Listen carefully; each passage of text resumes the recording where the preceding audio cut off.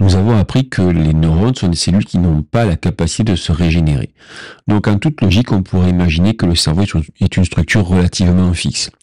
Or, on s'aperçoit que celui-ci possède quand même certaines capacités d'adaptation que l'on appelle plasticité cérébrale. Alors, dans un premier temps, on peut constater cette plasticité cérébrale dans le fait que des individus ayant des expériences de vie différentes vont avoir des cartes motrices, c'est-à-dire des zones du cerveau qui vont commander certaines fonctions différentes. Alors, à quoi est-ce dû? Eh bien, tout simplement parce que le cerveau est capable de développer plus ou moins certaines zones en fonction de leur stimulation.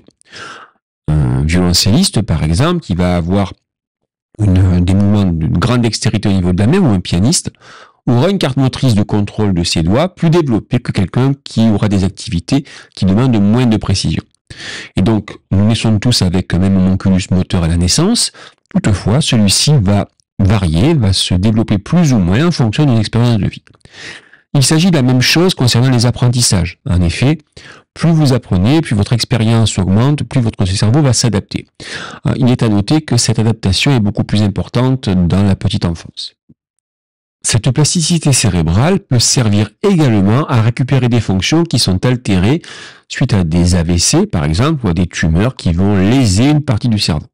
On sait que le cerveau gauche contrôle la partie droite du corps. Mais lorsque l'on a un AVC du côté gauche, il est tout à fait possible de perdre une grande partie du contrôle de son côté droit, ce qu'on appelle une hémiplégie. Eh bien, grâce à une rééducation, on constate qu'au bout d'un certain temps, la personne est capable de récupérer partiellement, voire même en grande quantité, les fonctions de son côté droit. Alors, comment est-ce possible? Eh bien, on constate que suite à cette rééducation, lorsqu'on observe le fonctionnement du cerveau par IRM fonctionnel, eh bien, lorsque l'on veut bouger le côté droit qui ne pouvait plus le faire, eh bien, c'est le côté droit du cerveau qui va s'activer. Pourquoi? Parce que le cerveau va réaffecter certaines zones du côté droit au contrôle de ce côté droit. Alors, là, je donne le cas extrême, il est tout à fait possible que ce soit une zone du côté gauche qui soit réaffectée à ce contrôle. Toujours est-il que donc, sans qu'il y ait régénération des neurones, une fois que le tissu est mort, il est mort, eh bien, le cerveau est capable de récupérer certaines fonctions en recontrôlant ces diverses cartes motrices. Donc, si on résume, ce qui fait que nous sommes capables de nous entraîner, ce qui fait que, par exemple, vous êtes capable, au bout d'un certain temps, de mieux contrôler votre passage de vitesse. C'est l'exemple le plus classique. Eh bien, c'est parce que votre homunculus moteur, qui au départ est le même pour tous, va s'adapter en fonction de votre apprentissage.